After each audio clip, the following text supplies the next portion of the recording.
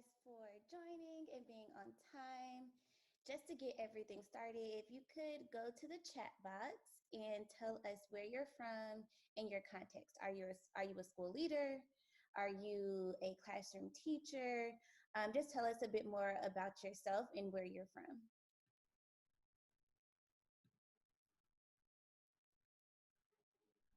Hi, Callie. Hi, Lizzie. Cincinnati. I've never been to Cincinnati. Tony, 4th grade. I most recently taught 4th grade, Tony. Hi, Liz. Wow, we have people from everywhere. So exciting. I'm gonna admit next group of friends.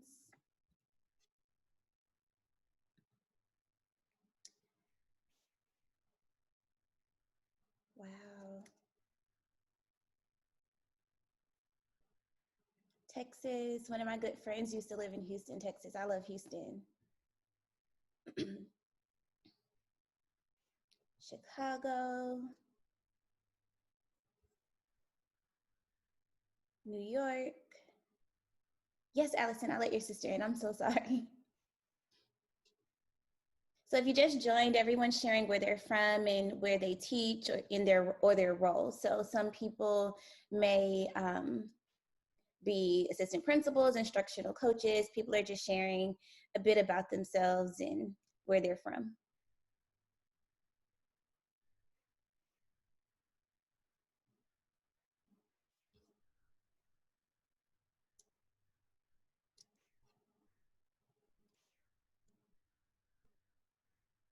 Hi, Leah and Emma. Leah and Emma, I'm so happy they're here. Leah and Emma actually, they were classmates at Harvard with me last year. So happy that they're here.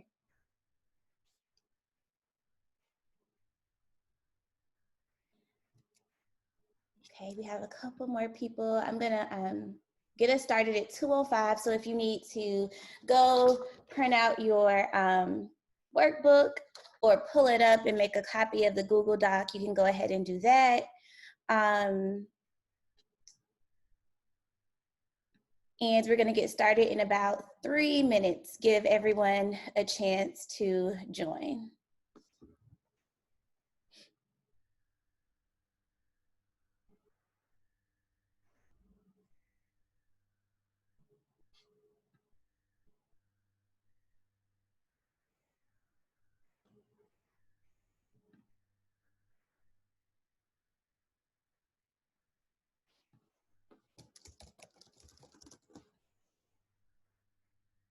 I'm so excited. I see so many 4th grade teachers. I used to tell myself I would never teach upper elementary because I look like an upper elementary kid. But this year I conquered my fear of teaching upper elementary, and I think it might be my favorite. 4th grade might just be my favorite.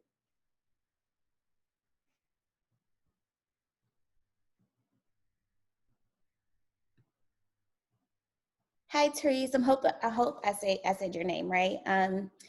That's really cool. You're the director of campus culture and branding. I'd love to know more about what you do on a day-to-day.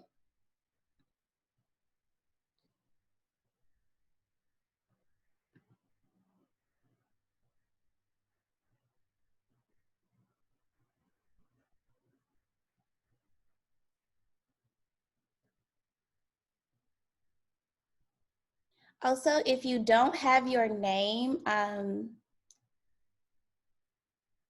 like you don't have your name displayed, if it says iPhone or if it says like something else, there's a way you can change it. You can go to the 3 dots next to your picture and choose rename. Just so we can know who we're in community with and we can call you by your first name when we interact with you.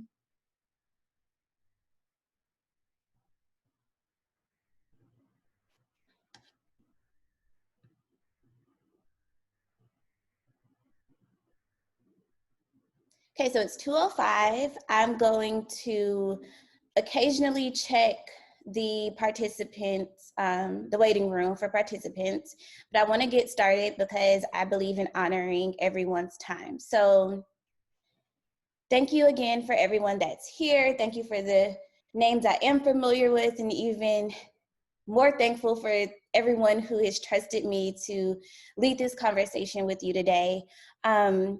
This is a webinar about the 4 key levers for an anti-racist classroom. And I'm LaTrice. I am the founder and principal consultant of EDquity Consulting. And here's a little bit about me. I am Beyonce, or at least I like to think I am, especially on the days where I don't feel that great. So I think I'm Beyonce, but more specifically, I just finished my 7th year as a classroom teacher. I've been a grade level chair, a peer educator coach, many, many things. I've gone to grad school twice, once while working full time, which I still don't know how I managed that, but I did. But the thing that really drives me is that I'm an equity warrior, and not just an equity warrior when it comes to race, but when it comes to all identity markers. So today's discussion, just to frame it a little bit for us, I've identified some learning community norms, but I am open. So if you have some ideas you want to share when we get to that slide, feel free to add them and share them in the chat box. And then we're going to get into the 4 levers, and then we're going to end with some question and answering. Now, I know I gave the opportunity for anyone who had questions that came up as they prepared for today's webinar to submit questions ahead of time. No one did, and that's totally fine. That's going to stay open even after we finish today. So if you have any questions, like jot them down on your workbook or on your notepad, and when we get to that session, we'll be able to unmute, you'll be able to unmute yourself and ask that question live or type it in the chat box. Okay, so here are the 4 norms that I came up with. These are norms that I like to use whenever I'm working with adults in service of children. So the very first thing is I ask that you center the children. And reason why I ask you to center children is because the topic we're talking about is one that can be very uncomfortable. It's uncomfortable for many people. It's uncomfortable to talk about. It's uncomfortable to reflect on how we show up in a racialized world. It's just uncomfortable. But I hope that when you center children, you're able to be comfortable with being uncomfortable because your mind is on them. You're in service of them. Also, stay engaged and listen actively. Those are 2 you've probably seen in many professional developments. If you could just mute your phone if you can, or if you could just do whatever you need to do to center your attention, not on me, of course, but on the work that we're trying to do during this time, because again, like, it's all in service of children. This image over to the left, it's one I was introduced to second time I went to grad school, and it's just talking about the different zones like we could be in when we're learning. And this is applicable to children as well. When we don't feel safe and there's really no accountability, we're in that apathy zone. When there's high accountability, which I hope that we can provide for each other today, but you still don't feel psychologically safe, you can end up in that anxiety zone. And that zone is where a lot of times we fall as educators when it comes to talking about race, right? Like, I don't feel psychologically safe for whatever reason that may be, but I really want to, or I know that I need to do this work, and it can cause us anxiety. And I just want us to take a second, take a deep breath, and know that this is a safe place, and we're aiming to be in our learning zone today. Oh, there's a friend in the waiting room. Okay.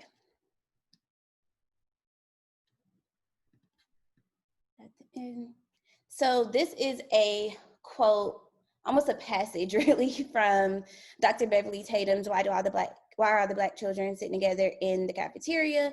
And I'll give you a chance to read it yourself, but I really want to call your attention to the bolded part, because this webinar is about an anti-racist classroom. And many people are probably like, LaTrice, I have no idea what anti-racism is. What we have traditionally heard are terms like racist and not racist. But being an anti-racist is a very particular calling. It's a very particular role that we as educators, or I feel that we as educators must like fulfill this role in our work. So just the bolded section, but unless they are walking actively in the opposite direction at a speed faster than the conveyor belt, unless they are actively anti-racist, they will find themselves carried along with the others. So to me, this like visual, I'm a visual learner. So I think in my head, I'm like, okay, I'm thinking about a conveyor belt. And if I'm just standing on that conveyor belt, what Dr. Tatum is trying to get us to understand is that we are, even if we are not working, like walking, if we're not moving forward, if we're not actively being racist, by simply just standing there, we're allowing racist ideas. And in our curriculum, we're allowing like ourselves to center white supremacy and white superiority without even thinking about it. And that is what many people don't understand when they say, oh, I'm not racist. It's like, but you're not actively working against racism. And that's what we have to do as anti-racist educators. We have to actively turn around on that conveyor belt and walk against the grain and do the work in order to really provide the academic and the social emotional experiences that kids need. So we're gonna go ahead and get into lever 1. And lever 1 is address your own bias. So many of you have participated in the free 5-day email course that I have going through EDquity. It's called Anti-Racism for Educators 101. And this comes up, I believe it's day 3. You talk about implicit biases and the science behind it and a deeper dive into what it is. But for the sake of our webinar, I just want us to think about biases as beliefs we hold that have no merit, like they're just things that we've consumed, like stereotypes. I'm going to be very transparent with you all, because even as a Black woman, I don't believe I've always been an anti-racist educator. When I began teaching, I had collected so many ideas about Black people, negative ideas, what Dr. Tatum calls like the smog in the air. I had made those things a part of what I believed. And my childhood reinforced those things. So I didn't grow up in a wealthy household. It was me, my mom, my sister, my dad. And my mom and dad worked crazy schedules, but they were always there for me and my sister when it came to academics and when it came to school, any extracurricular.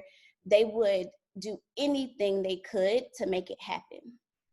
Now, I will say, when I entered my first classroom, Miami, Florida, fall 2013, and I didn't have any parents that I felt lived up to the stereotype, the expectation that I had of what a parent should do, or the role they should play in their child's education. But that belief, it was toxic.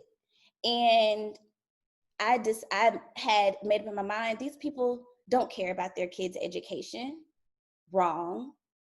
These kids these people or these parents, they don't show up because they don't prioritize learning for their kids. They don't want the best for their kids. Wrong, wrong, wrong. These are all linked to the racist idea that has been instilled in Black people, white people, all people in a racialized society, that Black people are lazy.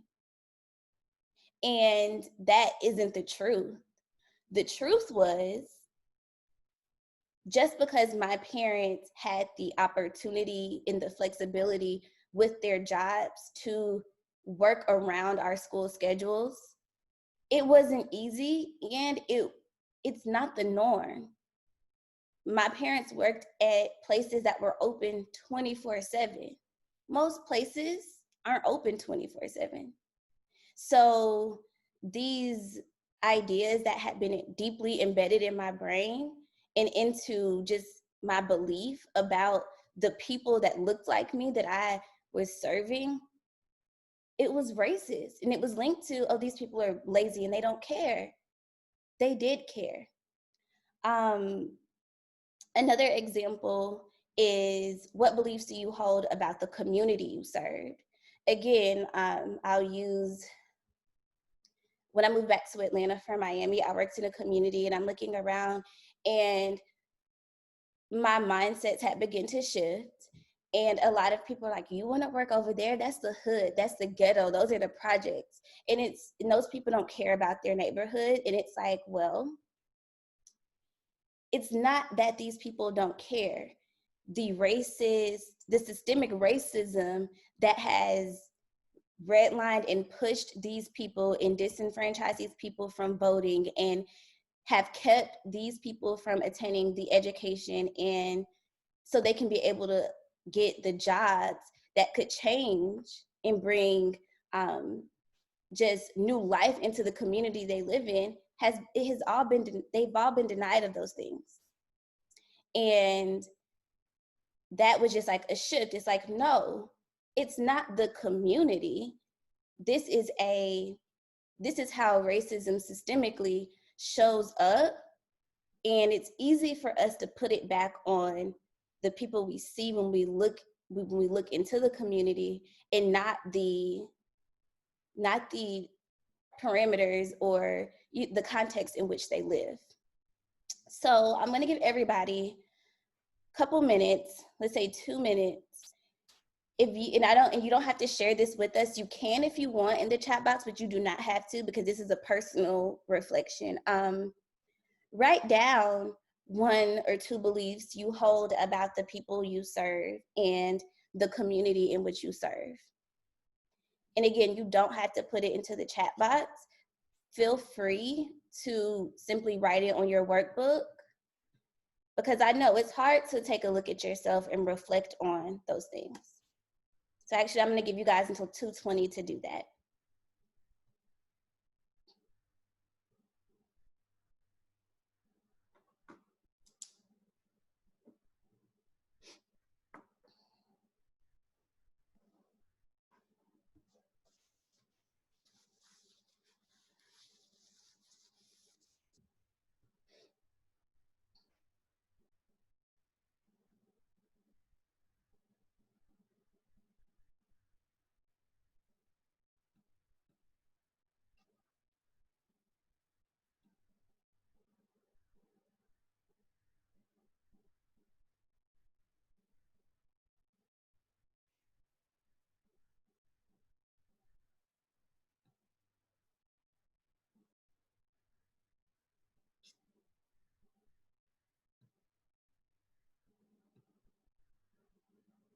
Got about a minute left.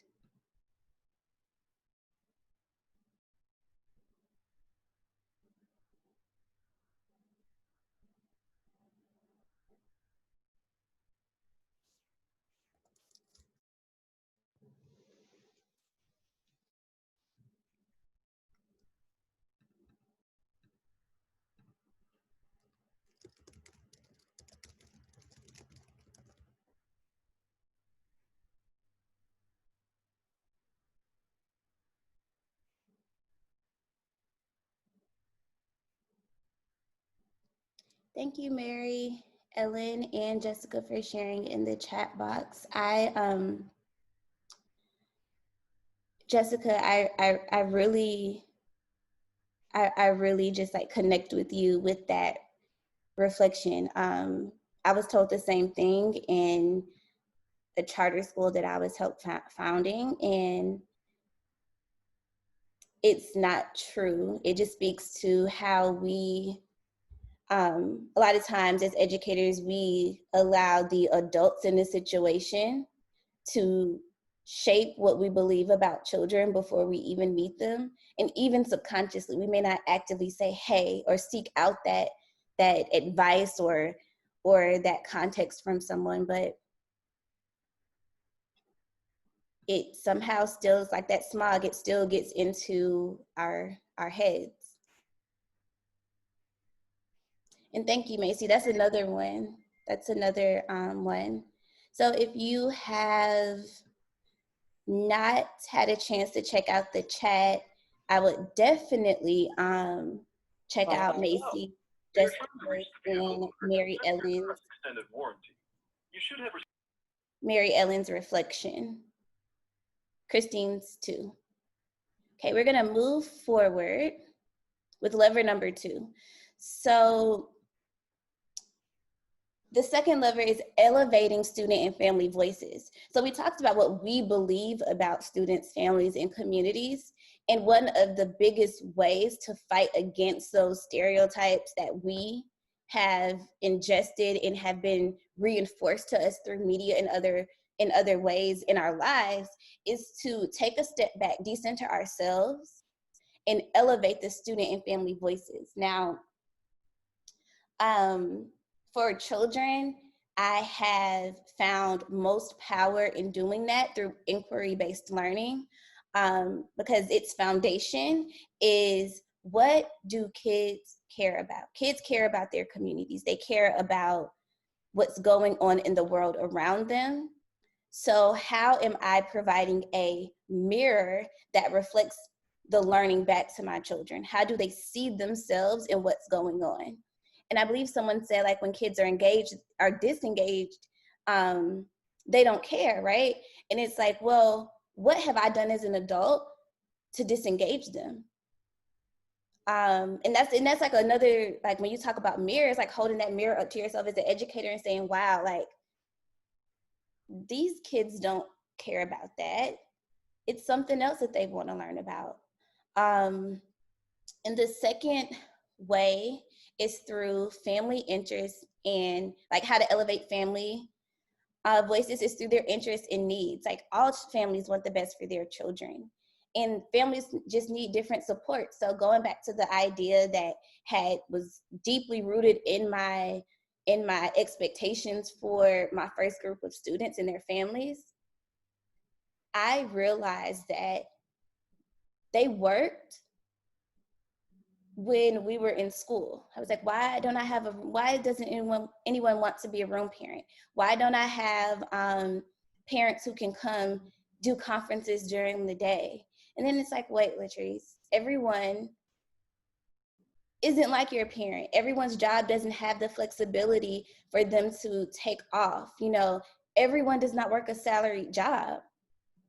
So reframing my thought process to, okay, well, what can I do to shift?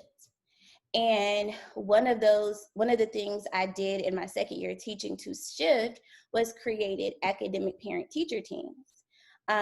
That's some work out of the Flamboyant Foundation. It's based in DC.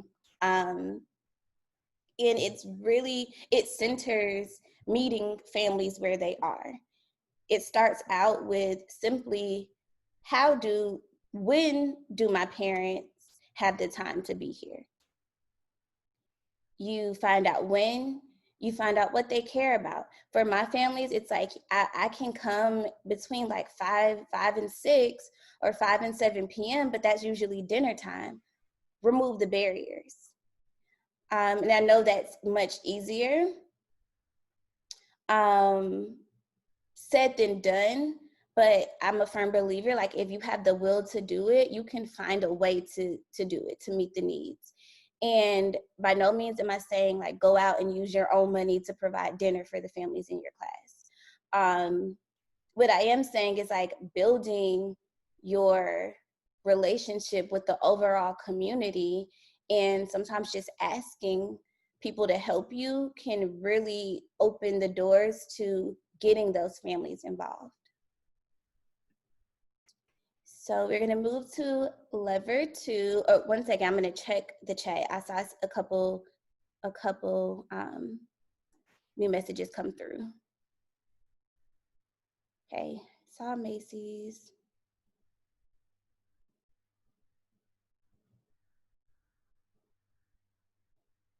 Definitely, Christine. I feel like it's been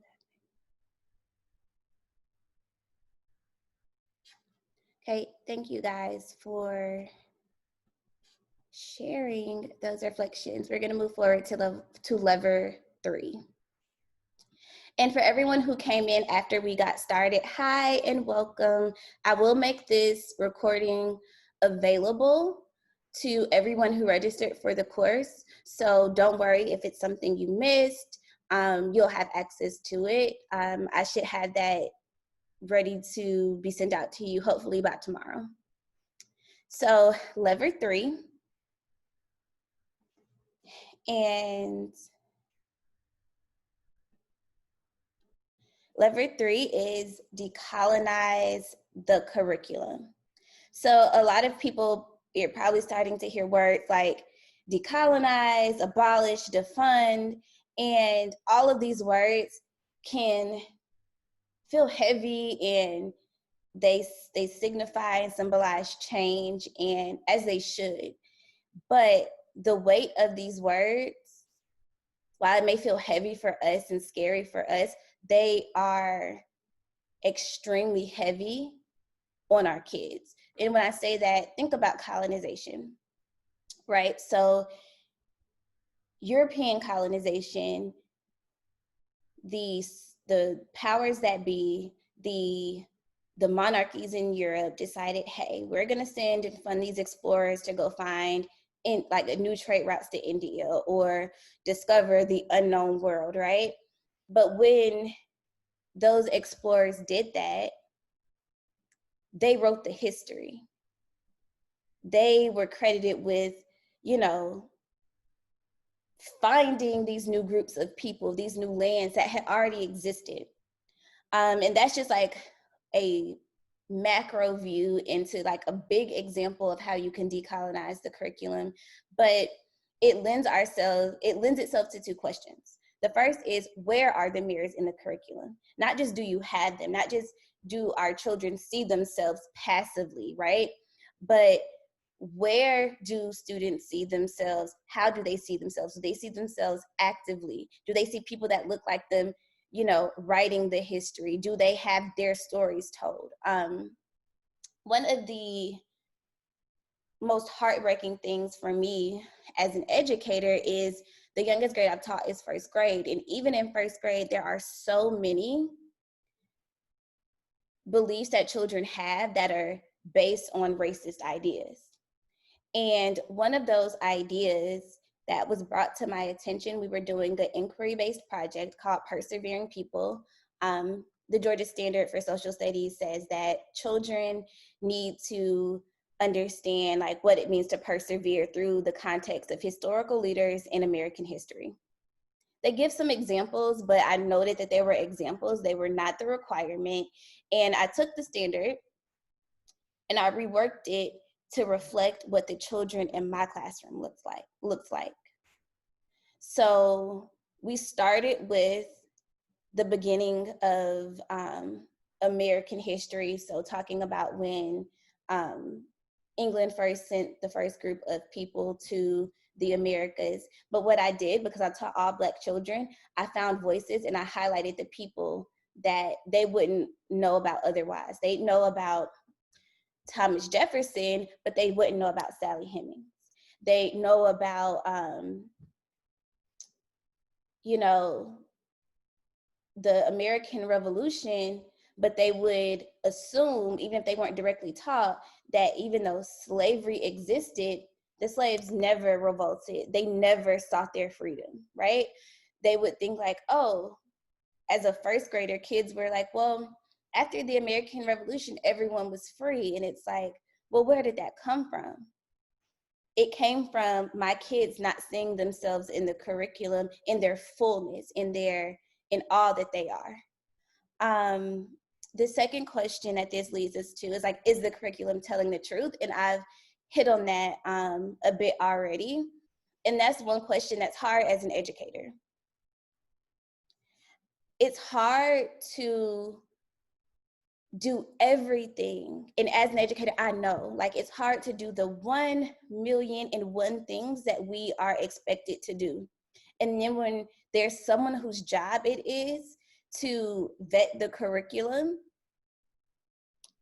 passes through curriculum that is perpetuating racist ideas, it's another level that another task essentially that we have to do.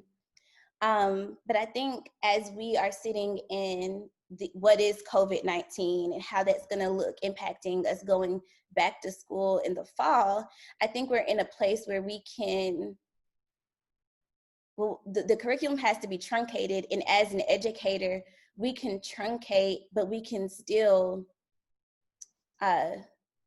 we can still bring forward multiple voices and accurate stories. So one thing, like, as I prepare for the fall, I think about, okay, well, I'm teaching fourth grade. The American Revolution is so big in fourth grade, followed by the Civil War and the time period in between.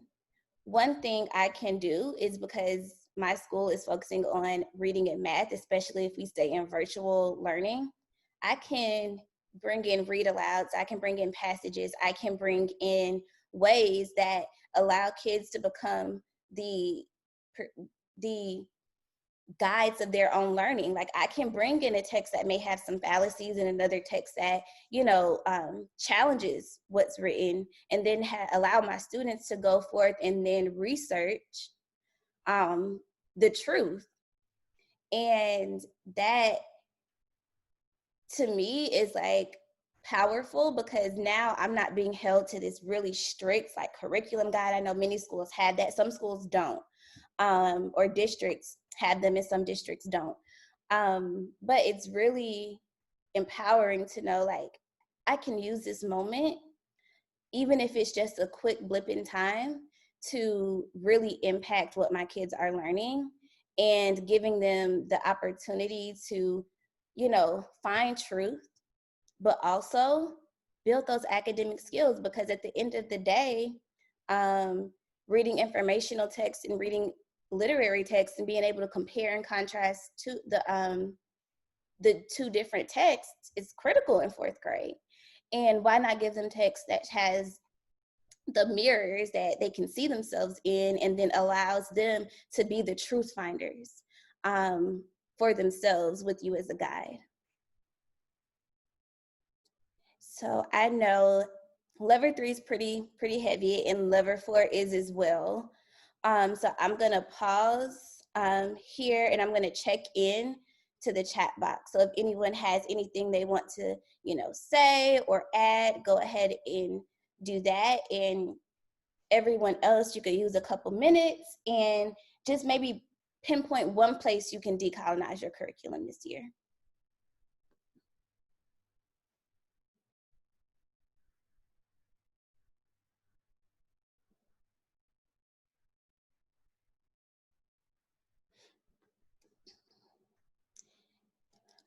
Thank you, Jessica, for that. I love that instead of just, ignoring that Chinese holiday celebrations because they weren't included in the curriculum or in the unit of study you were doing, instead of just, trying to do better maybe next year, you took that real-time feedback and you said, okay, I'm gonna work with my schedule, the curriculum, and I'm gonna honor this student. And I bet she felt very seen and supported when you did that.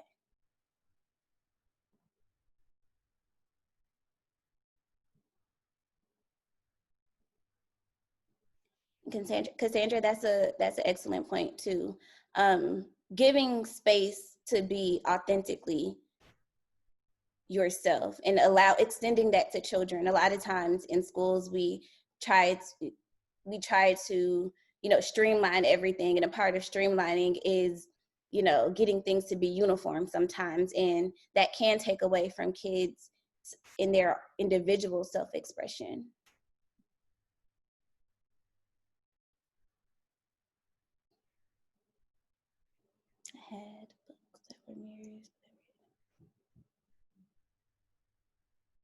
That's a wonderful idea, Nikki.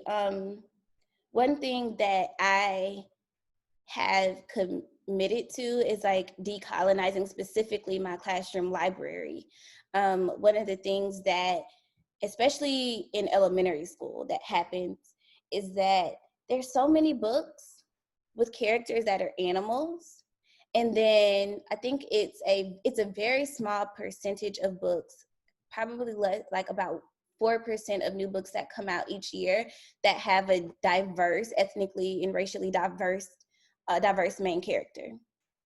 And taking the time to not take away the books that have other characters, but making the books that are the mirrors, like highlighting them, is critical.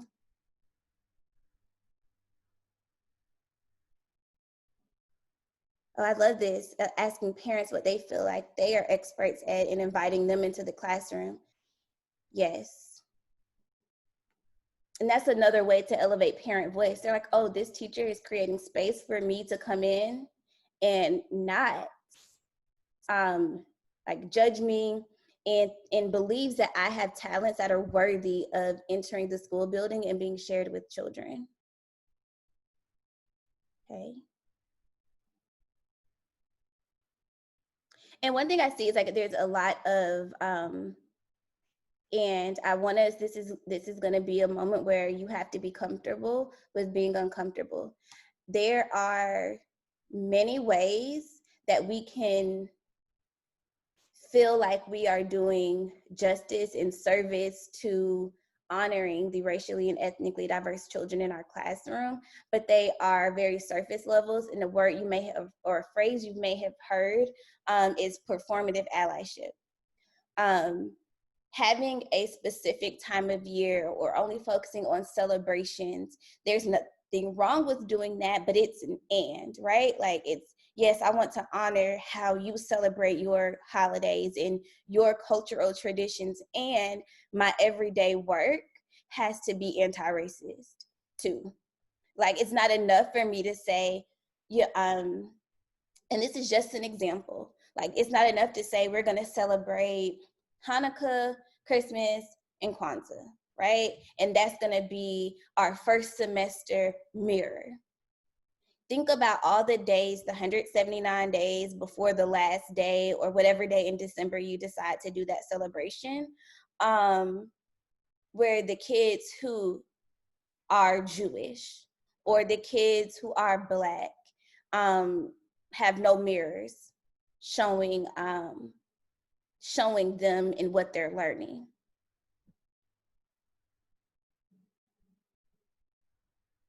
Okay, I'm gonna move on to lever 4, but I really appreciate everyone interacting in the chat.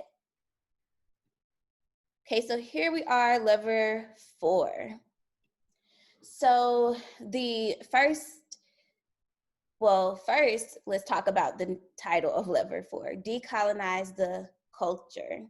Now, in my previous example, I talked about how European monarchs sent explorers to colonize the rest of, or much of the rest of the known world. That didn't just bring like academic ideas. They brought everything and centered it into the cultures that already existed. So for example, and this is a book that I would recommend everyone read. It's a very dense and academic text, but or it's written that way, but it is an incredible history of racist ideas in the United States by Ibram X. Kendi. This particular book, he talks about how when Puritans came to the Americas, or anyone facing religious persecution in England came to America, they came because they wanted to practice their religion freely. And that became the context in which the country developed its cultural norms. And not assigning a value of good or bad to that, but just honoring that everyone doesn't have this Eurocentric view of how things should be done. And one thing that is very, I'll say, Western, is the idea of punitive practices instead of restorative practices. Now, what does that mean? So when someone does, let's say there is a new iPad in the classroom, and a student takes it. For whatever reason, there's a student in the class and they take it. The punitive response is that student may be suspended, that student may have to lose like their privileges in using technology. They may lose something because they have taken this iPad. The restorative approach is looking at it as not this student is a bad child, but more so this action was a breach of trust. And this breach of trust has harmed the classroom community. And when we frame like our practices, our classroom management or discipline practices in a restorative light, we move away from like punishing the individual without that individual understanding how what they did harmed the group. And my hope is that from this, like in decolonizing the culture, we think of more restorative ways to handle that situation. So one of the restorative ways to handle that is, one, the teacher looking into why did this child take an iPad? I had a student in my class last year who took a Chromebook. And it was because he did not have access to they had internet, but they didn't have any computers at home, and he really wanted to get on vocabulary.com. If anyone's familiar with it, it is amazing. It really helps kids build their vocabulary. He had become like the school champ, and he was, it was really helping him with his reading ability. And he wanted so badly to practice at home. He couldn't. So he put a Chromebook in his book bag. Our Chromebook cart was missing. Each day I had to count them in. And I realized like it was gone. And instead of punishing him, suspending him, instead the next morning we had a circle and we talked about what would be the impacts of having one less Chromebook. We were 1-to-1, but literally about 20% of the Chromebooks didn't work in the 1-to-1 setting, so they were constantly sharing and all of that. So what happens when we lose a Chromebook? And when he understood how his choice impacted not just him, but his friends, his teacher, our classroom community, he understood. And his way to make amends was he would help make sure the Chromebooks were organized, and he would he would spend his mornings eating after he ate breakfast, coming into our classroom and doing vocabulary.com then, so he could have that extra time to really get that academic nourishment that he was seeking. Like, he had no ill intent when he took the computer. So that's one way we work to decolonize our culture in our classrooms. Another way is through evaluating if our classrooms ascribe to this bootstrap mentality. And when I say that, I'm referring to how do we expect kids to show up? Now, we can all say, we know our kids are different. They bring many gifts, many talents, and they also have individual challenges that they are maneuvering through.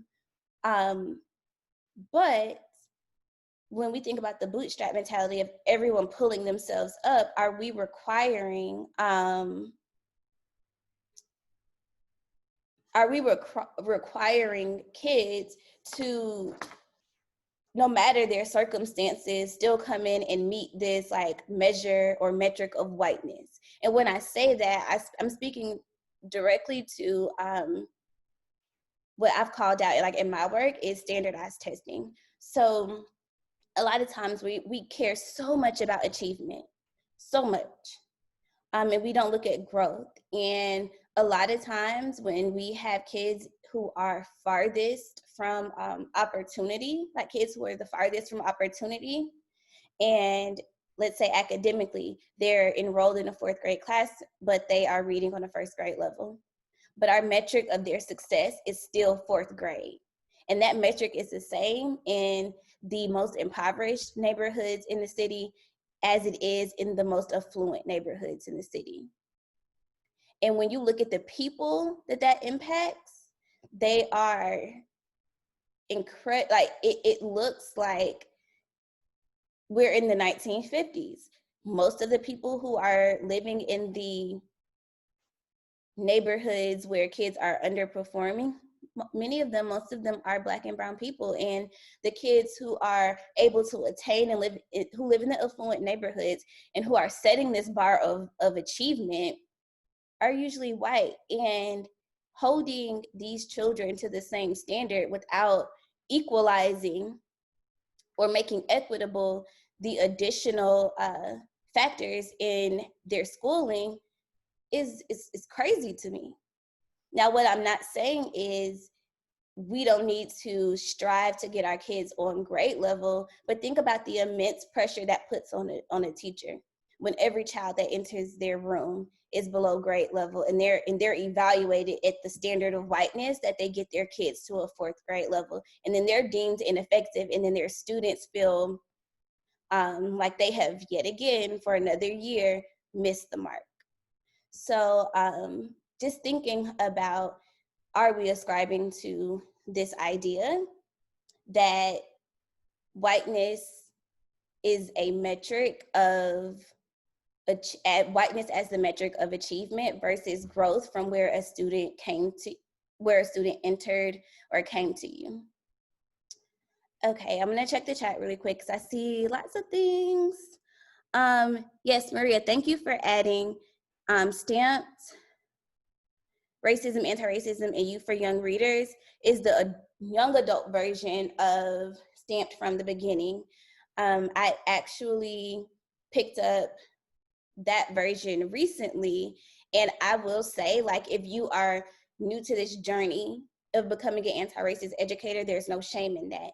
And that book it provides most of the same ideas, but in a way that's more easily digestible in a shorter amount of time. The first time I read Stamped, I read it to read it, and now I'm rereading it, and I realized like why I missed so much the first time. So yes, I recommend both books, highly recommend them. But if you want to get a gist in a short period of time, the young adult version is appropriate for adults as well. Also, that version is written for 9 to 12-year-olds. So if anyone's in like upper elementary, like 6th, 7th grade, that particular book is perfect for that age group. So now we have come to, we finished our last lever, and here's my question. There's a space in your workbook, however you're accessing it now, where you can write your commitment. And I've shared so much with you, and I know if all of that came at me at once, I wouldn't be able to digest it all immediately. But I want you to think about one commitment you can make. It can be a lever, it can be a way a lever can manifest in your classroom. Just take a second, you can write it down. Also, if you feel comfortable, you can share it in the chat box. And we're gonna take a couple minutes to do that. And while you guys do that, oh, we have someone waiting. And for anyone who came in later, I just want to say, you will have the opportunity to watch the video, the playback of today's session. I'm gonna have it sent out no later than tomorrow for everyone.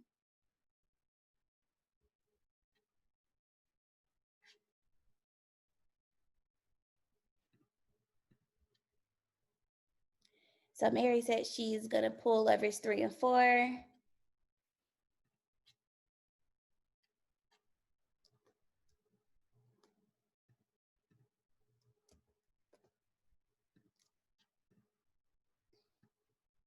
Three and 4.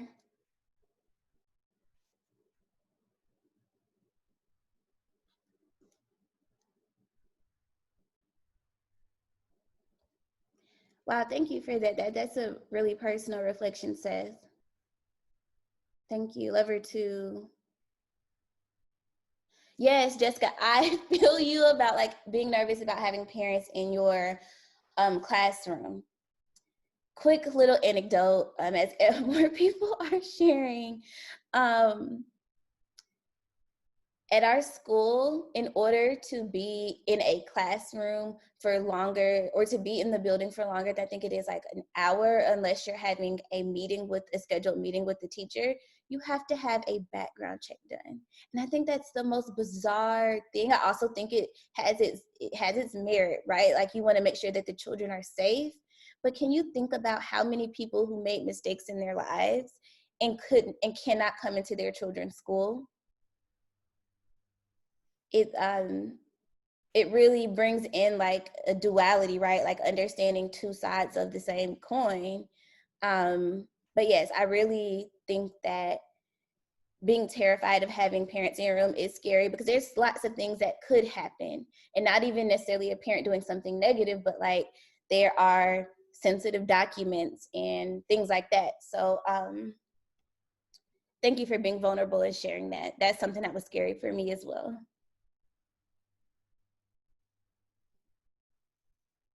Yep. Jessica, like, denying parents access is a direct hit on family engagement. And that brings us back to levers 1 and 2, right? Like, how do we elevate voices if we're not even allowing families to come in and authentically exist within our classroom and in our school settings?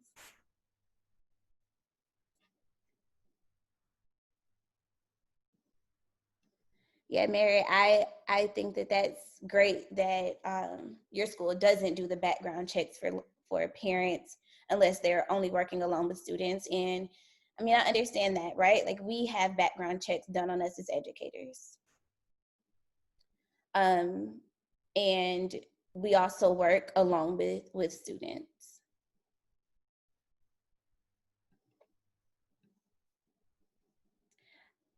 Okay, I'm gonna move ahead. And now here is the question and answer portion. You can ask your question in the chat, or you can be brave and unmute yourself and ask the question to everyone. Your choice.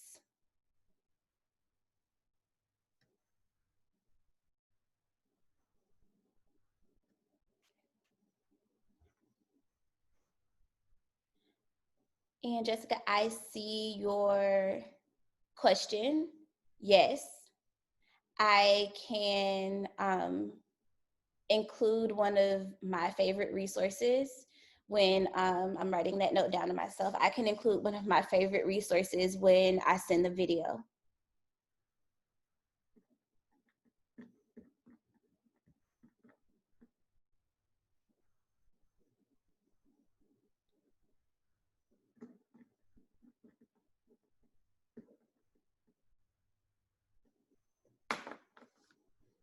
Okay.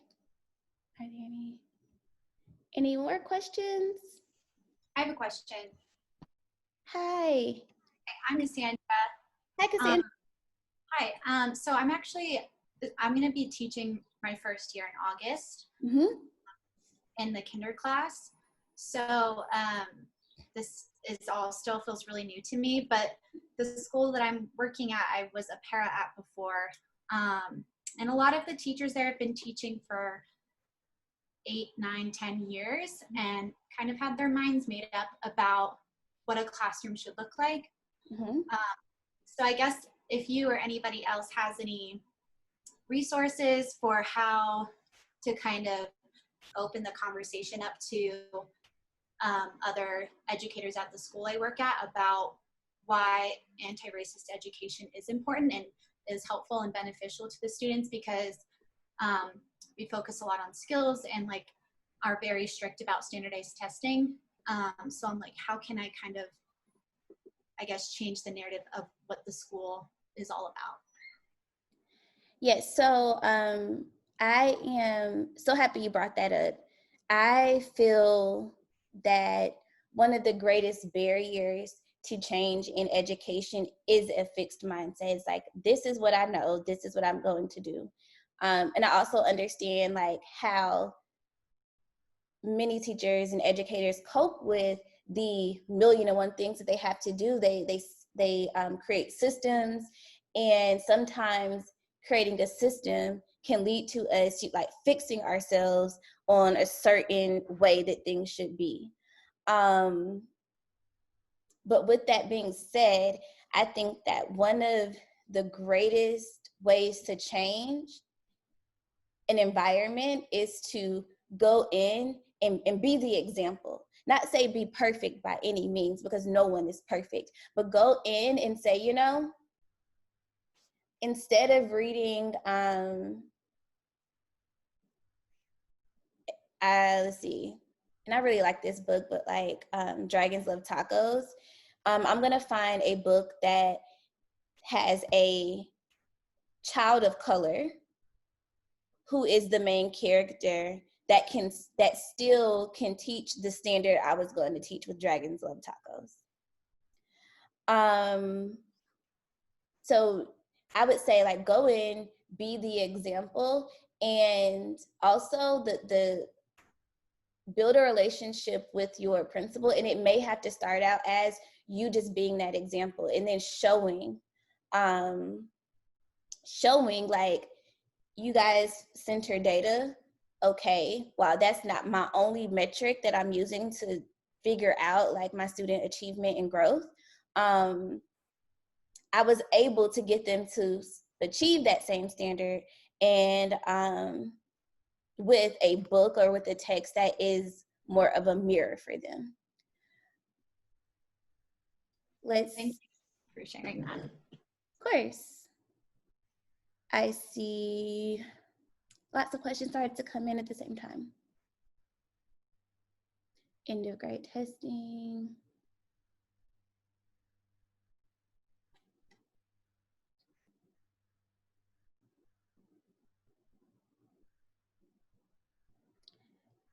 Okay. And I'll be sure to email a link to both books by Ibram X. Kendi that we talked about, just in case, because I know like there's so much information coming at everyone. I have no problem adding that to the email.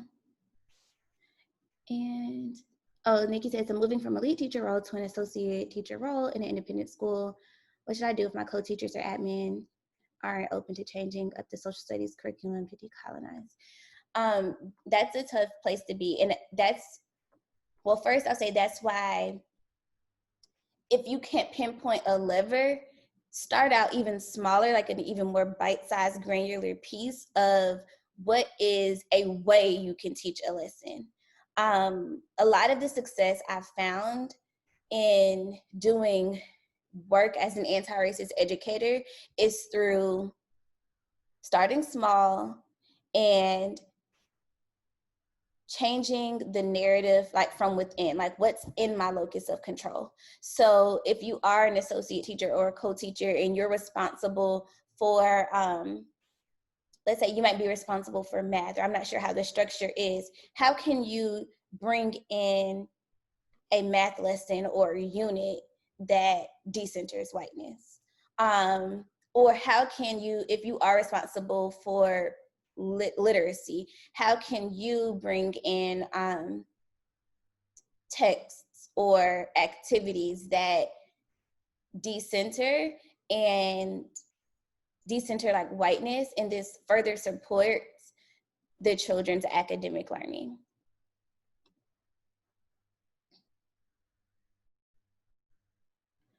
Okay.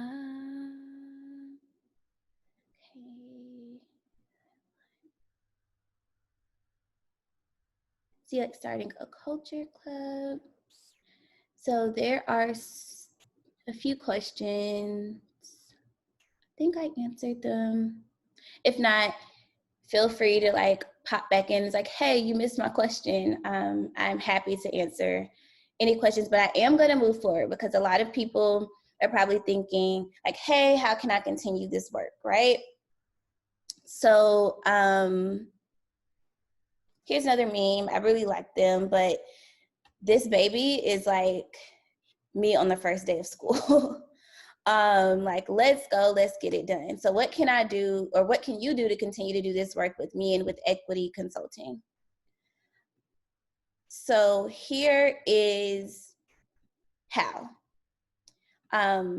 There will be more opportunities like coming up in the future, but what I'm offering with educators this summer is a 5-week course that is focused on doing the work in racial identity development,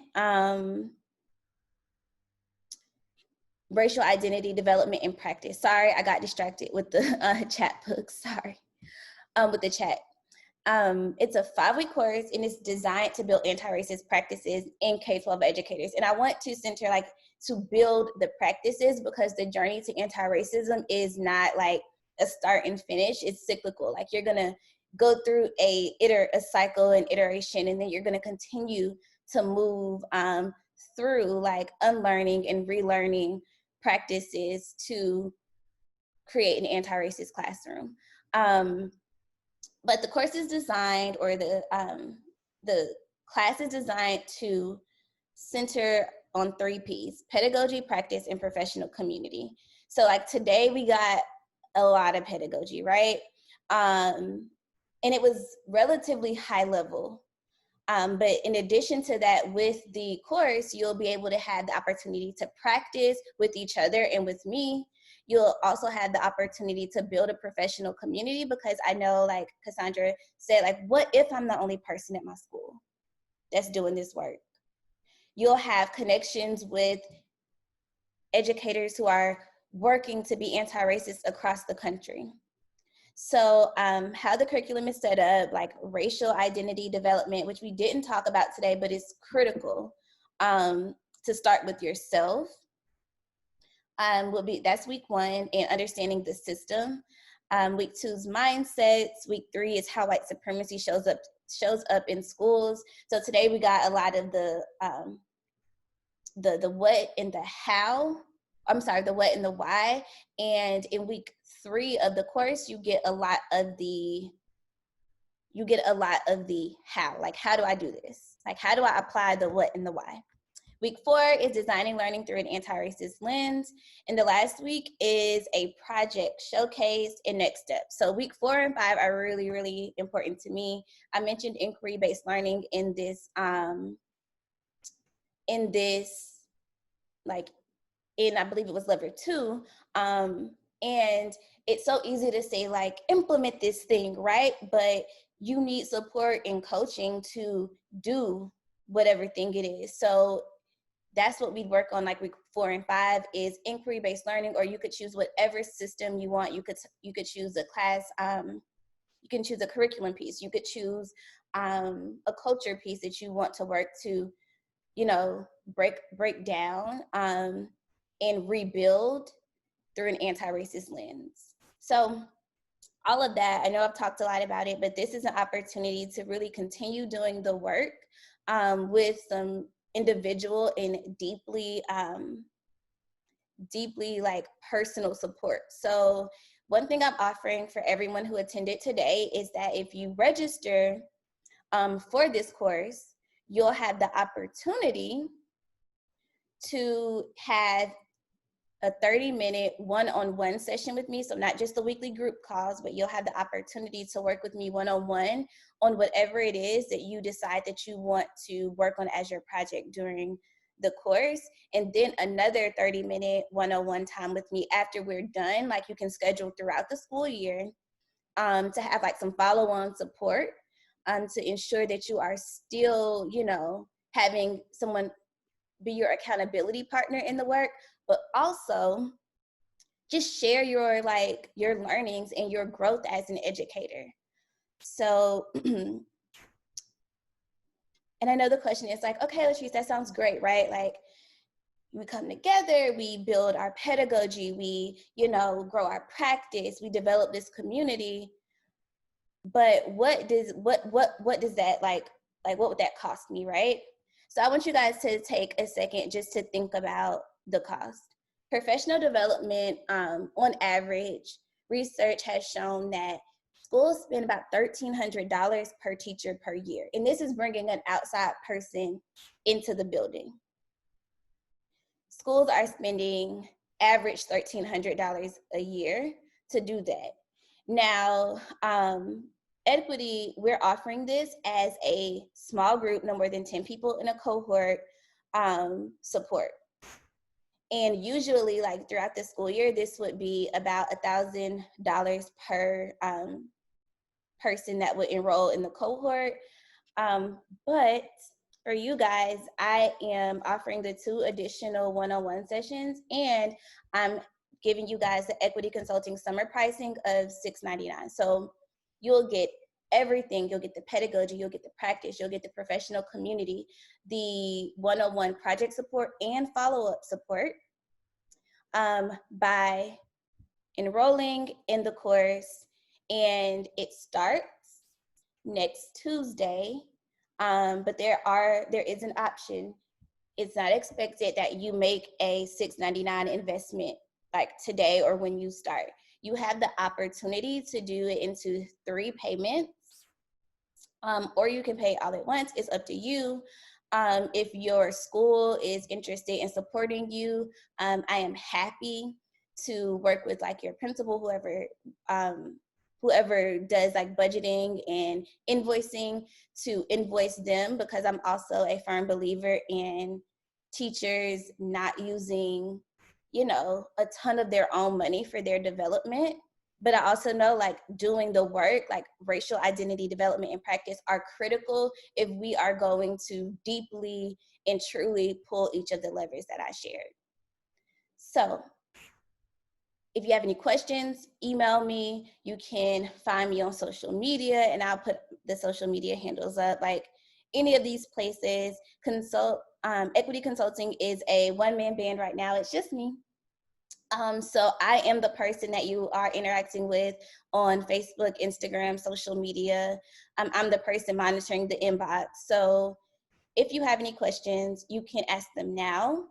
I'm also going to download the group chat before we end our call, so I can have this to like reach out to you and follow up with you.